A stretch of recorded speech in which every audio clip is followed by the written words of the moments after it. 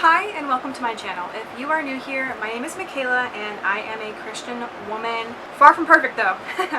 Today I'm going to be talking about Proverbs 31 and kind of breaking down the meaning of the passages. I did have somebody on my TikTok request this, and so that is the motivator behind me doing this kind of now, but let's get into it. We're just going to kind of break it down verse by verse. Verse 1 of Proverbs 31 reads, "The words of King Lemuel, the oracle which his mother taught him."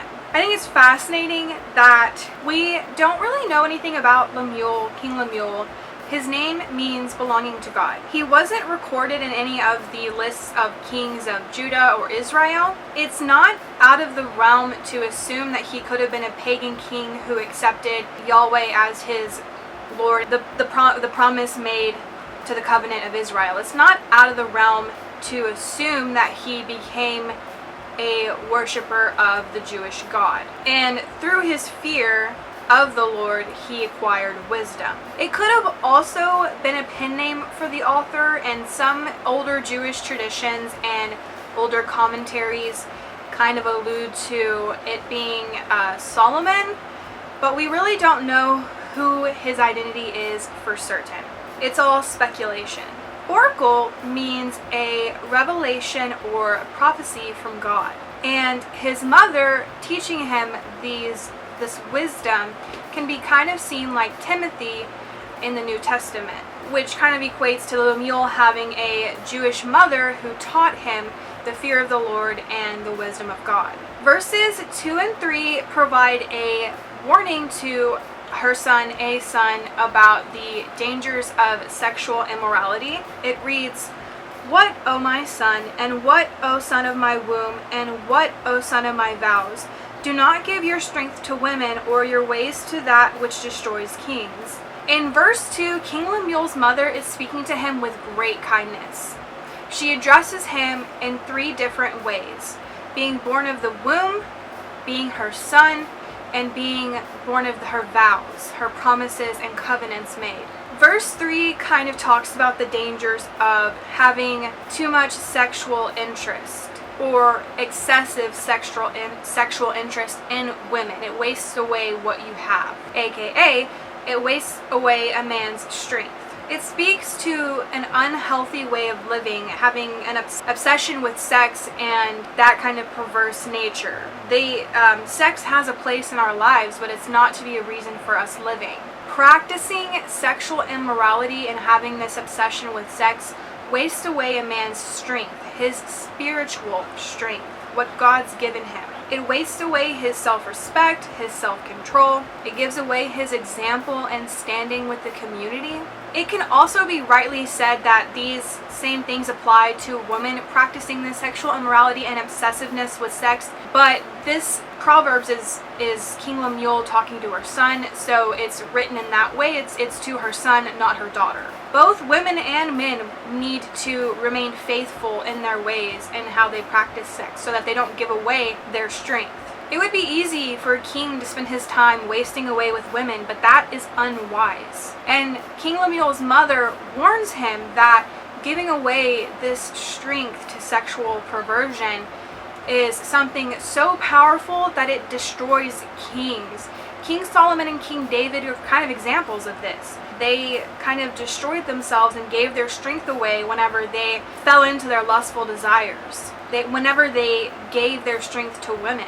Verses 4 and 7 in Proverbs 31 gives the dangers to consuming alcohol and what drinking alcohol can do to you. It reads, "It is not for kings, O Lemuel, it is not for kings to drink wine, or for rulers to desire strong drink, for they will drink and forget what is decreed, and pervert the rights of all the afflicted. Give strong drink to him who is perishing, and wine to him whose life is bitter. Let him drink and forget his poverty, and remember his trouble no more." Those that are kings or people in leadership should avoid alcohol, aka intoxicating drink. And it's emphasized 3 times in these verses. While there is a potential blessing to wine, it is something that should be regarded for many as it is a dangerous blessing, and for some, like those in leadership, it should be voluntarily set aside. A king or leader has a great responsibility on their shoulders, and they shouldn't do anything that can hinder their judgment or abilities in any way. You don't want anything that's going to impair your ability to lead or to be a king. This applies today to all leaders, and especially those who are shepherding God's flock, those who are leading God's people. Drunkenness deprives a man of his use of reason. And this is why it says that alcohol can pervert the justice for the afflicted. King Lemuel's mom did give 2 instances where drinking can be okay. That of one who is going to be led to execution, a condemned criminal, so that he can be numb of what he's fixing to go through. And that of a man who is in poverty, so that he can waste away and forget his situation, essentially. There are still consequences to drinking in these instances, but it's not nearly as impactful for that of a leader, somebody who's in a leadership position. King Lemuel's mother understood the dangers of alcohol and how they waste away a person's excellence, and they take away from a person's performance. For this and other reasons, many people, especially leaders, should avoid alcohol altogether. Verses 8 and 9 address defending the blameless. Open your mouth for the mute, for the rights of all the unfortunate. Open your mouth, judge righteously, and defend the rights of the afflicted and needy. Verse 8 provides that a godly man or woman will stand up for those who can't speak for themselves or defend themselves. They will take up the case of the defenseless. Proverbs 31, 1 through 9 raises an important question about leaders who have that position and power and what their duties and responsibilities truly are. In verse 9, we see that if we witness something or have the opportunity to right a wrong, we need to speak up, stand up, and do that in a righteous way. We need to judge righteously. We need to plead the cause of the poor and the needy, anyone who has trouble properly defending themselves. So after verses 1 through 9, we get into the woman aspect of this Proverbs. The verses 1 through 9 are addressing a man and what he should be as a leader, aka King Lemuel's mother saying this is what you need to do as a king. And the remaining 22 verses are King Lemuel's mother saying this is what you need to look for in a wife. People often think that these verses are written to women, but they're actually wisdom provided to a son. Also, a neat fact about Proverbs 31, 10 through 31 is that each verse begins with a successive letter of the Hebrew alphabet. So this acrostic construction was used in several Psalms like 9, 10, 25, 34, 111, 112, 119, and 145, and Lamentations 4. The purpose of this was to make the passage memorable so that it could be easily memorized, and it also expresses poetic skill. Derek Kidner puts it as the alphabet of excellent, of a wifely excellence. So verse 10 addresses searching and finding a virtuous woman and wife. It reads, "An excellent wife who can find, for her worth is far above jewels." This passage is a search list for a man and a checklist for a woman. It describes the kind of wife a Christian man should pray for and seek after. It gives a guide and a goal for Christian women to reach and obtain. It shows the kind of character a woman can have if she fears and follows the Lord. This passage also reminds a Christian man that he should walk in fear of the Lord and seek the Lord's wisdom, so that he will be worthy and compatible for a virtuous wife as she is described. She is called a virtuous or excellent wife in this verse, but that doesn't mean that these qualities are only obtainable for a wife. They apply to both single women and married women, the alike. It's fascinating because this term excellence is also translated in other books of the Bible, like being translated as mighty men of valor in 2 Kings 24, competent men in Genesis 47, and able men in Exodus 18. A virtuous woman is a woman of power and strength. Her greatest strength is her wisdom, rooted in the fear of the Lord. Precious gems like rubies are both valuable and rare. It would be rare to find a woman who exceeds and excels in every aspect of this list, and that's why you shouldn't condemn yourself or another or judge another or yourself on this list. Definitely don't compare yourself or compare another based on this list. This list is to be a checklist, a guide of how to obtain and have the aspiration of what walking in the fear of the Lord looks like, what you can have when you walk in the fear of the Lord. And of course, wisdom, because Proverbs is all about wisdom. Her value or her worth should not be deduced to the actions in this list. She will first be virtuous, first and foremost, before she performs virtuous actions. Also, wisdom itself is described as more precious and valuable than rubies in Proverbs. I think there's 2 other places in Proverbs. Verses 11 and 12 address the virtuous woman's relationship with her husband. The heart of her husband trusts in her, and he will have no lack of gain. She does him good and not evil all the days of her life. The virtuous woman not only has the trust of her husband, but it is safely given to her. Her character is trustworthy, and she's filled with integrity. She will speak, act, and live with wisdom, and therefore God's blessing will be on their home.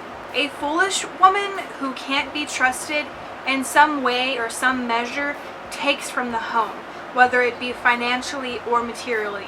Outside of this scripture and Judges 20:36, scripture often condemns having your trust in anything besides the Lord. This exception here elevates the excellent wife, who herself fears the Lord to the highest level of spiritual and physical competence. Some men think that a wife having one is a hindrance to gaining something in life, to living a better life, but not in God's plan. In God's plan, with the presence and influence of a virtuous wife, she brings gain to her husband on many levels and in great measure. Several proverbs explain the bad effect of having a bad wife, and consequently, the opposite is true. A virtuous wife does her husband good and not evil. She continues to be a blessing to him all the days of her life. Her goodness and faithful character only grows through the passings of her years. Her good is constant and permanent all the times of her and her husband living. Verses 13 through 16 addresses the virtuous woman's ingenuity and work. She looks for wool and flax and works with her hands in delight. She is like merchant ships. She brings her food from afar. She rises also while it is still night and gives food to her household and portions to her maidens. She considers a field and buys it. From her earnings she plants a vineyard. These are poetic images. King Lemuel's mother was not describing the resume of a godly woman here. She was giving lifelike examples of a busy, hardworking, creative, virtuous woman and her character, the character of a virtuous woman. A woman who felt burdened to complete all of these tasks in a day or a week or a month would understandably be exhausted. The character that is poetically described here can be evidenced in a wise and godly wife's everyday life in its own way, not necessarily in the literal way that it's said here. It is poetry. Women today can take comfort and have confidence in God's recognition here and just how big their job is. The virtuous woman knows how to seek and find the necessities and the resources for her home. She is not proud or haughty, but she knows how to use her hands and to kind of get down and dirty. She knows how to cultivate. She doesn't think that working with her hands is beneath her. She works in simple and practical ways for her family and home. The virtuous wife provides food for her family and home in a similar manner that a merchant ship does, with regularity and effort. Even if required, she may get up in the middle of the night to prepare food for her family and home. The simile of the merchant ships kind of symbolizes her bringing abundance to her family. It also wasn't uncommon for families in biblical times to have servants. So this kind of exemplifies that she knows how to take care and nurture her servants, not just her immediate family. She has compassion and care, and she manages them properly with compassion and care. A virtuous wife is also forward-thinking. She's creative, but she also has hard work. She's creative with hard work. She thoughtfully considers investing for her family and using the profits gained to better her family and household. She thinks about their future, and in this case, it's symbolized by planting a vineyard. Isaiah 5:2 describes how difficult it was and all of the things that were involved in planting a vineyard in ancient Israel and getting it to produce and to be fruitful. It was a lot of work, and so you have to put that into retrospect. Verses 17 through 20 address her strength and compassion. She girds herself with strength and makes her arms strong. She senses that her gain is good. Her lamp does not go out at night. She stretches out her hands to the distaff, and her hands grasp the spindle. She extends her hand to the poor, and she stretches out her hands to the needy. The virtuous woman is noted for her strength and her strength in action. She uses her strength for a productive purpose. She takes care of herself. She takes care of her health and her strength, not by, regular labor, but also by healthy exercise. She avoids things that might weaken her body or soften her mind. She is ever active and ready for any kind of exercise. Her loins are firm and her arms are strong. She is wise enough to get good materials for her home. Her wisdom, as kind of symbolized here, teaches her to buy oil that is good enough to burn throughout the night. She takes care to manufacture products of good quality and to sell them for a reasonable price. This is so that she can garner a sale. Her goods are in high repute. She can sell anything that she makes, which means that she can sell as much as she can make. She finds that when she's pleasing her customers, her profits increase. The virtuous wife knows how to use tools and technology to prosper her home and to manage her home well. Sarah, Rebecca, and Rachel show that women of high status and wealth were not above manual labor. The virtuous woman is not just a woman that is a skillful manager or homemaker. She's a woman with great compassion. She cares for and helps the needy, doing more than just throwing money at them. She draws near to them, extends her hands out to them. She reaches out to those that are in need. This is the hand of the woman who was at work in the previous verse.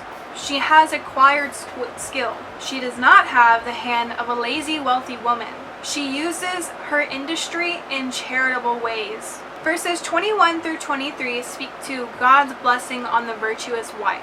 She is not afraid of the snow for her household, for all her household are clothed with scarlet. She makes coverings for herself. Her clothing is fine linen and purple. Her husband is known in the gates when he sits among the elders of the land. She has wisdom, diligence, and preparation to ready her household ahead of challenging circumstances, no matter what adversity they're facing. Her fear of the Lord and the wisdom that flows from it invites God's blessing in, even being able to clothe her family with prestigious scarlet. It's thought, due to the way the original text says scarlet is written, that this word actually means doubly thick garments, which means that it's twofold of what they're accustomed to wearing. Plentiful, abundant. With God's blessing and wisdom, the virtuous wife makes good things for herself and enjoys the blessings bestowed on her family by God. And these are material blessings. To produce purple dye was costly, so it connotes prosperity, wealth, luxury. The virtuous wife sees such a blessing on her family and household that her husband is esteemed by the elders of the land. And he's not only esteemed, he's honored among them. All of this is blessings from God. These are blessings who come to a wife who walks in the fear of the Lord with wisdom and virtue. Verses 24 and 25 talk about the virtuous wife's clothing that she has and the clothing that she sells. She makes linen garments and sells them and supplies belts to the tradesmen. Strength and dignity are her clothing, and she smiles at the future. The wisdom and diligence of the virtuous wife leads her not only to be able to make these quality garments and materials for her family, but to also be able to sell them to the sellers and merchants. And there is a lot. They are of great quality too. She cares deeply for her family, but her mind goes further into the world so that her family can prosper.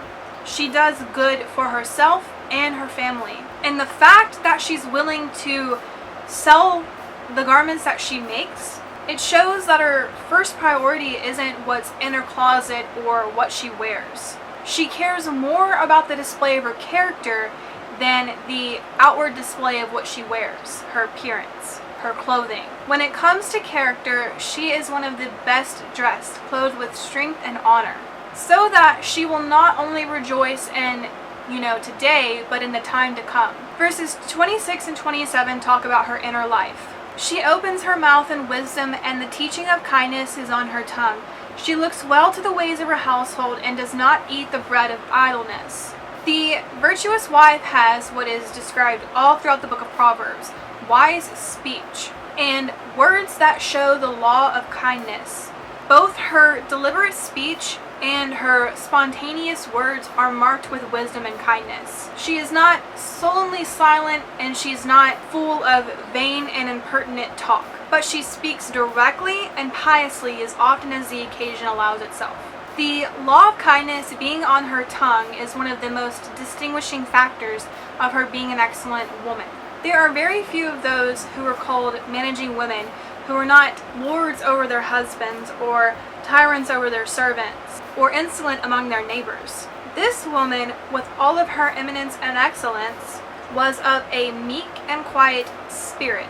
The virtuous woman is a faithful guardian of her family and their ways. She has an oar in every boat, an eye in every business.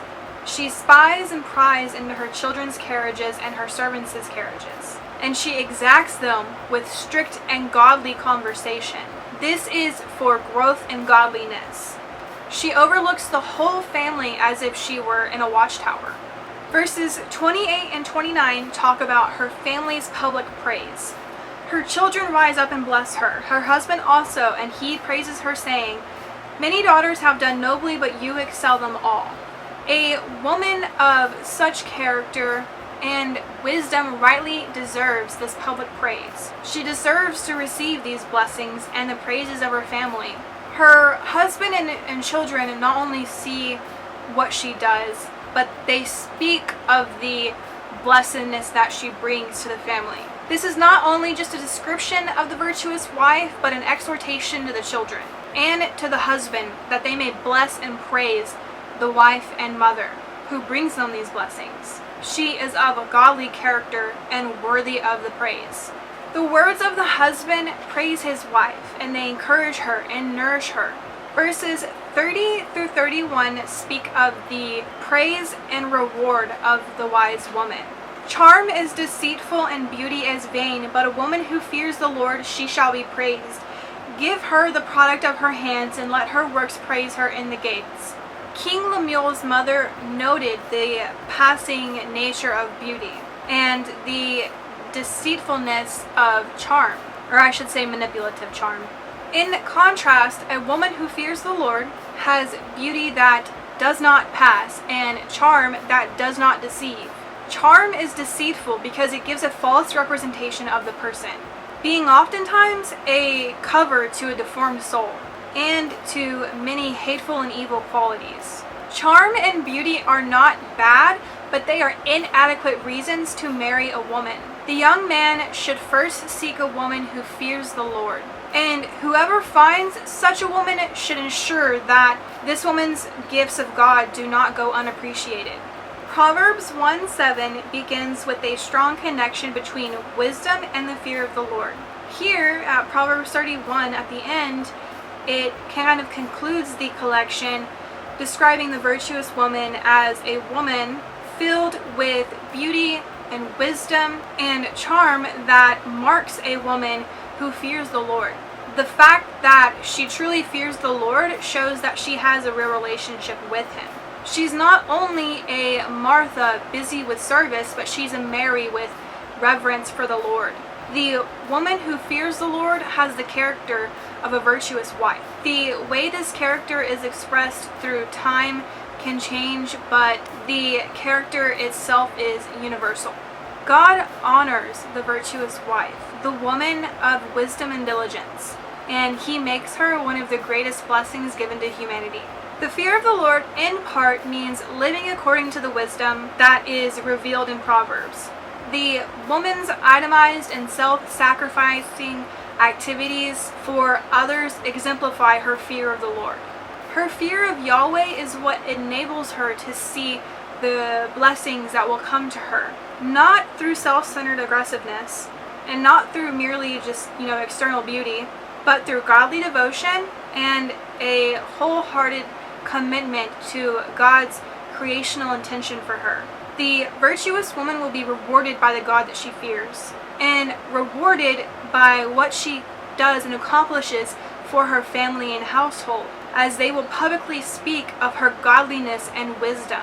For a man or woman of wisdom, this reward is not the primary motivation, but it is the fitting result of having lived their life with fear of the Lord.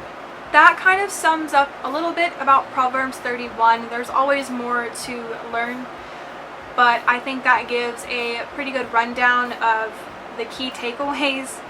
I appreciate you sticking through and watching all the way to the end. If you're still here, drop a comment what you think about Proverbs 31 and what your favorite Proverbs is. Peace and blessings to you. I love you, God loves you, and I'll see you in the next one.